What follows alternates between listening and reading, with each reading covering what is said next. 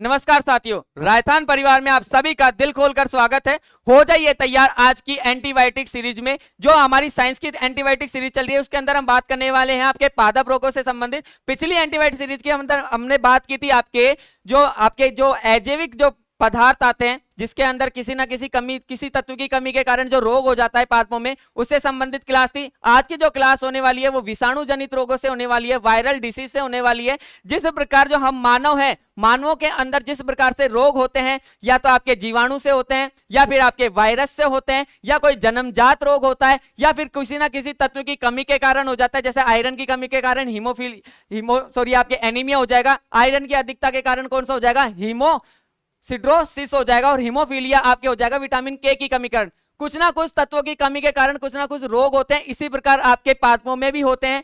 इसके अंदर हम बात करेंगे आपके विषाणु जनित रोगों के संबंधित। जो वायरस होते हैं वो किस प्रकार से जो आपके जो पादप होते हैं, जो पेड़ पौधे होते हैं, उनको किस प्रकार से नुकसान पहुंचाते हैं, उसके बारे में हम बात करेंगे। तो पहला रोग है आपके सामने तंबाकू का मोजेक रोग, टोबैको मोजेक डिजीज जिसे बोलते हैं। इसका जो कारक होता है, इसका जो वायरस होता है वो होता है टोबैको मोजेक वायरस होता है। क्या होता है? टोबैको मोजेक वायरस होता है, जिसे टीएमवी बोला जाता है शॉर्ट में। टोबैको मोजेक वायरस हो गया। हम बात करते हैं इसके लक्षण क्या होते हैं। जब तंबाकू का मोजेक रोग होता है दोस्तों, तब पत्तियों में क्या हो जाता है? सिकुड़न पैदा हो जाता है। जो तंबाकू की जो पत्तियां होती है वो क्या हो जाती है? सिकुड़ जाती हैं, सिकुड़न पैदा हो जाता है। उनका छोटा होना, जब वो सिकुड़ जाएंगी तो पत्तियां कैसी हो जाएंगी? आपके छोटी हो जाएंगी। और क्लोरोफिल नष्ट हो जाता है। क्या हो जाता है? क्लोरोफिल का नष्ट होना, यानी क्लोरोफिल आपके जो हरित लवक होता है, जिसके कारण पत्तियां क्या होती हैं? हरी होती है, जिसके कारण पत्तियां क्या करती है? अपना भोजन बनाती है, वो क्या हो जाता है? नष्ट हो जाता है। तो ये होता है आपके तंबाकू का मोजेक वायरस।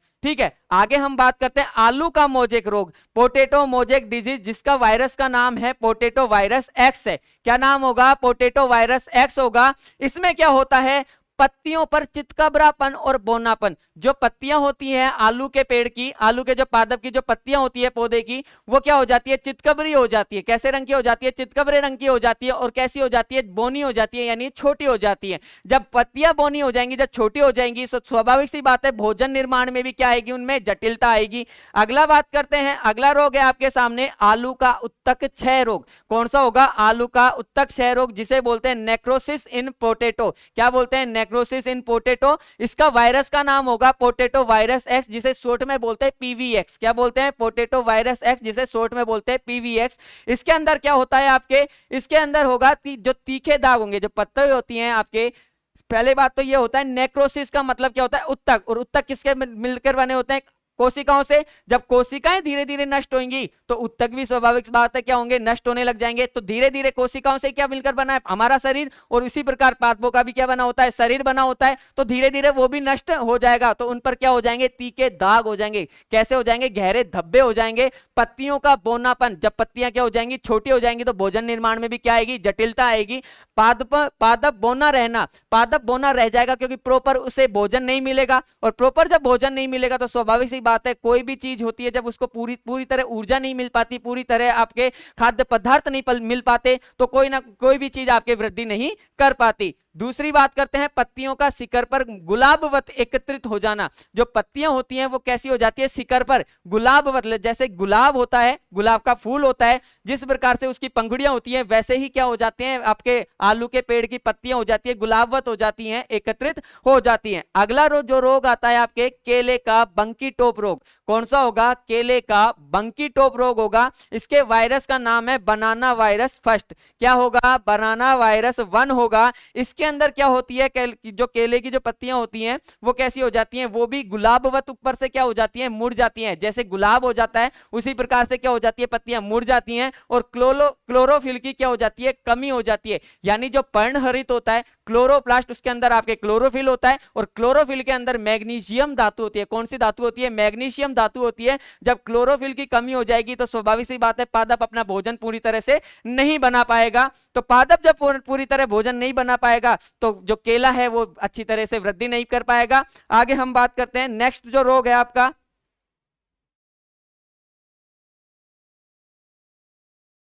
नेक्स्ट रोग है आपके जीवाणु जनित रोग है दोस्तों। कौन से हो जाएंगे? जीवाणु जनित रोग होंगे। और जीवाणु जनित रोग में हम बात करेंगे, पहला होगा धान का अंगमारी रोग। पहला कौन सा होगा? धान का अंगमारी रोग होगा, जिसे क्या बोलते हैं? Bacterial blight of rice. जो धान होता है उसका अंगमारी, मतलब जो अंग होते हैं, जो भी आपके खोल वगैरह होते हैं, उसके अंदर क्या होता है? धान होता है, यानी चावल होता है, वो धीरे धीरे क्या हो जाता है? सड़ना प्रारंभ कर देता है। तो धान का अंगमारी रोग जो होता है वो किसके कारण होगा? जेंथोमोनास ओराइजी के कारण होगा। किसके कारण होगा दोस्तों? जेंथोमोनास ओराइजी जीवाणु के कारण होगा। पिछले बार हमने बात करी थी, क्या करी थी? उसके अंदर वायरस की। अब की बार हम बात कर रहे हैं जीवाणु की, यानी बैक्टीरिया की बात कर रहे हैं। तो इसके अंदर क्या लक्षण आएंगे कि पत्तियां जो होंगी वो कैसी हो जाएंगी? पीली धब्बे हो जाएंगे, पत्तियों पर पीले धब्बे हो जाएंगे, और पत्तियों का सूखापन। स्वाभाविक सी बात है, क्या हो जाएगा? आपके क्लोरोफिल खत्म हो जाएगा। जब क्लोरोफिल खत्म हो जाएगा, नहीं जो हरित लवक का काम कर रहा है, जो पौधे की जो पत्तियां हैं उनको हरा रंग प्रदान कर रहा है, जब वही कम हो जाएगा तो पत्तियां कैसी हो जाएंगी? पीली रंग के धब्बे पड़ जाएंगे, और पत्तियों का सूखापन, पत्तियां क्या हो जाएंगी? सूख जाएंगी। अगला जो आता है आपका रोग वो होता है सिट्रस कैंकर। सिट्रस मतलब होता है खट्टे फल। क्या होते हैं? खट्टे फल होते हैं, जिसके अंदर हमने आपको बताया था, नारंगी हो गई, संतरा हो गई, मौसमी हो गई, नींबू हो गया, ये सब किसके अंदर आते हैं? सिट्रस फलों के अंदर आते हैं। और सिट्रस कैंकर, इसका जो वायरस, जो जीवाणु होता है वो होता है जेंथोमोनास सिट्री होता है। नाम से पता चल रहा है, सिट्रस यानी सिट्री। तो ध्यान रखना, सिट्रस कैंकर का जो रोग का कारक होता है, जो जीवाणु होता है, वो जेंथोमोनास सिट्री होता है, जिसके अंदर क्या होता है? पत्तियों पर धब्बे, फल पर प्रभाव, और पत्तियों का क्या हो जाता है? आपके गिरना प्रारंभ हो जाता है। पत्तियों पर धब्बे आ जाते हैं, साथ साथ फल पर प्रभाव पड़ता है, और पत्तियां गिरना प्रारंभ कर देती हैं। अगला जो आपके रोग आता है, नेक्स्ट रोग है आपके सामने गेहूं का टुंडू रोग। क्या होगा? टुंडू डिजीज ऑफ व्हीट, गेहूं का टुंडू रोग, जो आपके दो कारणों से होता है। इसके दो कारक होते हैं। एक तो होता है आपके कोरिनोबैक्टीरियम इंडोबायोटिकम। क्या होता है? एक तो होता है कोरिनोबैक्टीरियम इंडोबायोटिकम, इसका एक तो ये हो गया आपके नाम का जीवाणु हो गया। नेक्स्ट अगर हम बात करते हैं, इसके अंदर होता है एक निमेटोड होता है, जिसका नाम होता है एनगुआना। क्या होता है? एनगुएना टिट्री से होता है। आपको सबको पता है, जो गेहूं होता है उसका वैज्ञानिक नाम क्या होता है? टिटिकम एस्टिवम होता है दोस्तों। क्या होता है? टिटिकम एस्टिवम होता है। तो एक निमेटोड के कारण भी गेहूं का टुंडू रोग होता है, वो होता है आपके एनगुएना ट्रिटिसी। बैक्टीरिया का नाम है कोरिनोबैक्टीरियम एंडोबायोटिकम हो गया। और इसके अंदर जो प्रभाव पड़ेगा, जो पादप पर असर पड़ेगा, वो होगा पत्तियों के निचले भाग का मुरझाकर मुड़ जाना। पत्तियां जो होंगी, जो निचले भाग की जो पत्तियां होंगी गेहूं के, वो क्या हो जाएंगी? मुड़कर क्या हो जाएंगी? मुरझा जाएंगी, और मुरझाकर क्या हो जाएंगी? नीचे गिर जाएंगी। बालियों का नष्ट होना और बोनापन। पौधे क्या होगा? स्वाभाविक सी बात है, जब पौधा बोना क्यों होता है? उसके अंदर प्रॉपर पत्तियां काम नहीं कर पाती। ठीक है, पत्तियां क्या हो गई? मुड़कर मुरझाकर नीचे हो गई, झुक गई। तो प्रॉपर जब भोजन नहीं बना पाएगी तो पौधे की क्या नहीं हो पाएगी? वृद्धि नहीं हो पाएगी। जब पौधे की वृद्धि नहीं हो पाएगी तो पौधा क्या रह जाएगा? बोना रह जाएगा, छोटा रह जाएगा। और साथ में क्या हो जाएंगी? बालियों का नष्ट होना। जो गेहूं है, जो बालियां हैं, उनके अंदर क्या हो जाएगा? गेहूं खत्म हो जाएगा। देखा होगा काफी बार आपने, जो गेहूं आते हैं तो छोटे छोटे से आते हैं, पतले पतले। क्यों आते हैं पतले पतले? उनके अंदर कौन सा रोग हो जाता है? गेहूं का टुंडू रोग हो जाता है। और जिस गेहूं के अंदर टुंडू रोग होता है, उसके अंदर सिर्फ भूसा ही भूसा निकलता है। जो अपन आटा निकलवाते हैं, आटा पिसवाते हैं, जब गेहूं पिसवाते हैं तो अच्छा प्रॉपर नहीं आ पाता। क्या निकलता है? वो सिर्फ भूसा निकलता है। क्यों? जो अंदर, उसके अंदर जो कार्बोहाइड्रेट था, जो आटा था, जो माल मसाला था, वो तो क्या हो गया? टुंडू रोग के कारण अंदर ही अंदर खत्म हो गया। तो जो आपके टुंडू रोग के कारण जो गेहूं था वो कैसा हो गया? पतला हो गया। अगला जो रोग आता है वो होता है आलू का शैथिल्य रोग होता है। कौन सा होता है दोस्तों? आलू का शैथिल्य रोग होता है, जिसे विल्ट ऑफ पोटैटो, और इसे रिंग डिजीज भी कहते हैं। इसे क्या कहते हैं? रिंग रोग भी कहते हैं। आलू का रिंग रोग डाल दे या फिर आलू का शैथिल्य रोग डाल दे, दोनों एक ही नाम होते हैं। इसका जो वायरस, जो आपके बैक्टीरिया का नाम है, वो बैक्टीरिया हो जाएगा आपके स्यूडोमोनास हो जाएगा। क्या हो जाएगा? स्यूडोमोनास हो जाएगा, सोलेनेसीरियम हो जाएगा। स्यूडोमोनास सोलेनेसीरियम हो जाएगा। इसके कारण इस रोग के अंदर क्या होगा? जो आलू होगा, आलू के जो संवहन तंत्र होता है, क्या होता है? संवहन तंत्र, जो आपके खनिज लवणों का और जल का जो वहन करने वाले हैं, वही क्या कहलाता है? संवहन तंत्र कहलाता है। एक स्थान से दूसरे स्थान जिस भी वस्तु को ले जाया जाता है, वो संवहन, परिवहन, परिसंचरण के अंतर्गत ही आते हैं। संवहन तंत्र में कमी, यानी जाइलम पर भूरा छल्ला बन जाता है। संवहन तंत्र किसका होगा? जैसे पौधे हो गए, पौधे के अंदर जल का संवहन कौन करेगा? जाइलम उत्तक करेगा।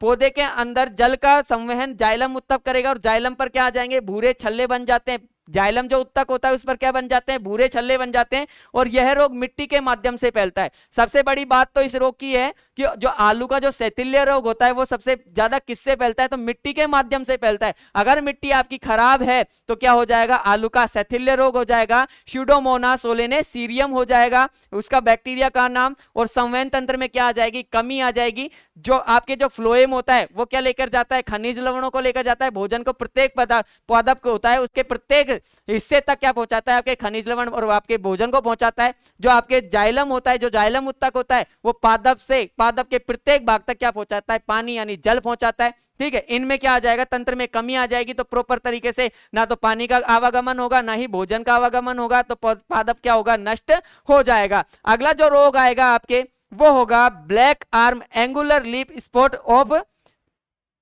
कॉटन। तो कॉटन का यानी आपके जो रुई होती है, कॉटन कपास, black arm of angular leaf spot of cotton, नाम से पता चल रहा है एंगुलर मतलब हो जाएगी आपके मुड़ जाएंगी, लीफ मतलब पत्तियां, पत्तियां मुड़ जाएंगी किसकी, आपके कॉटन की यानी रुई की यानी आपके कपास की। उसका जो बैक्टीरिया का नाम होगा वो होगा जैंथोमोनास हो जाएगा। कौन सा बैक्टीरिया होगा, जीवाणु जैंथोमोनास के कारण होगा। और इसमें क्या होगा, पत्तियों पर भूरी संरचना आ जाएगी। क्या होगी दोस्तों, पत्तियों पर भूरी संरचना आ जाएगी और तनों पर काले चिन्ह बन जाएंगे। तनों पर क्या हो जाएंगे, काले चिन्ह बन जाएंगे। पत्तियां कैसी हो जाएगी, भूरी संरचना हो जाएगी। जो पत्तियां हरी रंग की थी वो कैसे रंग की हो जाएंगी, भूरी रंग की हो जाएगी, और तनों पर क्या आ जाएंगे, काले चिन्ह आ जाएंगे।